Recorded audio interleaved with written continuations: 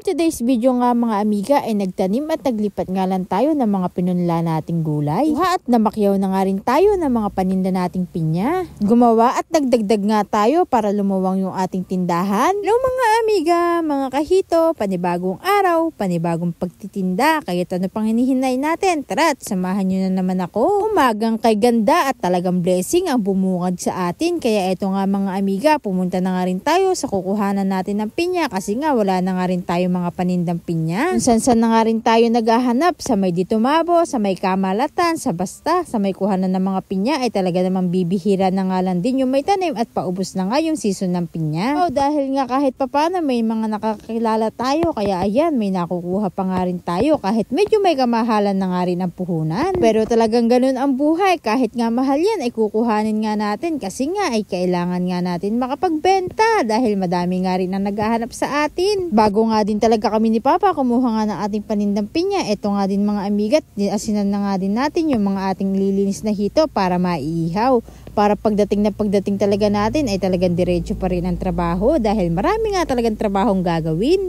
Pagkakuha talaga namin ng pinya at pagka-uwi, syempre naghugas nga lang tayo ng kamay at kaso ka na nga rin yung ating mga paninda. Bali pinirito nga lang natin yung mga paninda natin na ititinda natin doon sa may Pingit, Baler, Aurora sa pangalawa nating tindahan. At syempre bago nga tayo makalimot kumain, eto nga sinabay na nga rin natin habang kumakain tayo ay nagluluto nga din tayo. At talaga kapag kainuna ko nga talaga yung trabaho nga ay talaga namang hindi na naman nga ako makakakain. Dahil nga din talaga naulan, masarap nga din humigop ng mainit na sabaw kaya ayan nagpayless at tuyo nga lang muna tayo kasi nga medyo madaing ang gawain at hindi maharap magluto. Dahil nga din malakas nga yung ulan nga ngayon mga amiga ay hindi ko nga rin maharap na makapag-display nga ng pinya kaya ayan ang ansikaso ko nga muna ay yung mga punla na ating tinanim para nga mailipat na nga din. So ayan dahil wala nga tayong madlaking taniman, ito nga ang naisip ko para mailipat natin yung mga pechay kasi sayang naman. Dahil madami-dami na nga din yung nainom natin na soft drinks, eto na nga rin mga amigat, ni-recycle nga natin yung pinagbasyuhan niya. Kumuha nga lang din ako ng kawayan dyan para magsisilbing pinaka-base niya. Kung bibili naman din kasi ko talaga mga amiga ng base ay talaga medyo mapapamahal tayo. Dahil sa panahon nga ngayon, uso naman ang recycle at discarding nga sa pagtatanim. Eto nga tang naisipan nga natin. Mga amiga, yung ating ginawa at dito nga natin ililipat yung mga pechay. Wala kayong lupang matamnan, pwede naman ganito at recycle nga natin yung ating mga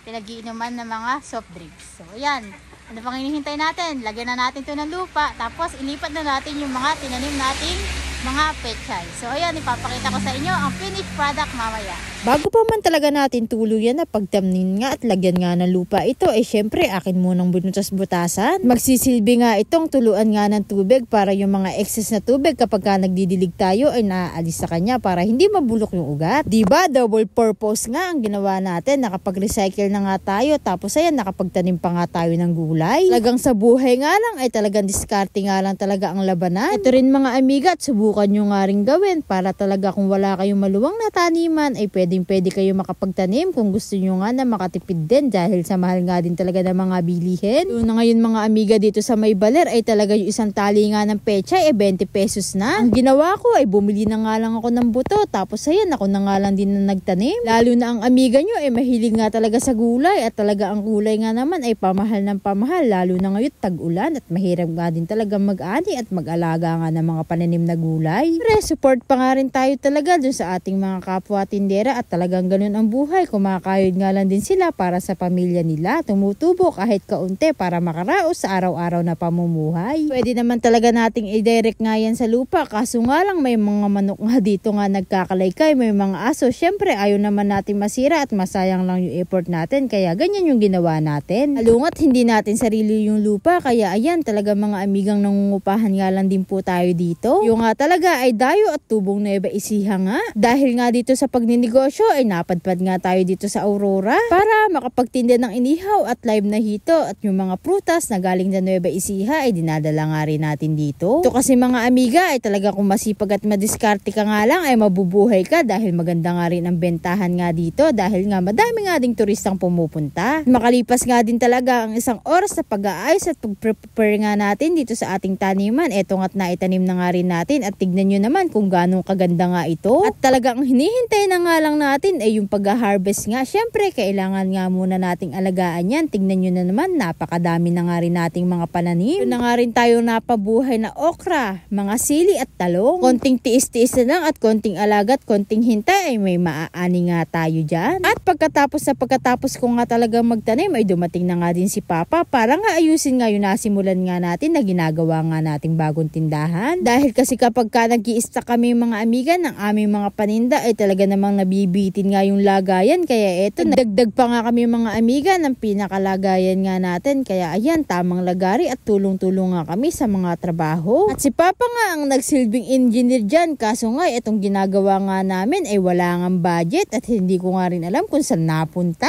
Imbis na yero nga ang ipang-atip nga namin, tolda nga muna ang ginamit nga natin. At talagang low budget edition nga lang itong ginawa nating tindahan. Dahil inuupahan nga lang natin yung lupa. After nga din yan, naligo na nga lang din ako at pumunta nga kami sa palengke. Sumabay na nga din to sa pagbili ng gatas at jolliper niya. Kung nga naman mga amiga ay namalengke na nga ng mga iluluto ko nga bukas dahil ubos na nga rin. Kaya't akin na nga ding i-prepare at talagang overtime kung overtime na naman nga. Ano ba yan mga amiga? Hanggang dito muna ang ating kwento at ako nga muna ay mag-aayos pa ng aking mga paninda. Kaya't hanggang susunod muli, maraming salamat sa walang sawang pagsuporta nyo sa akin. Bye!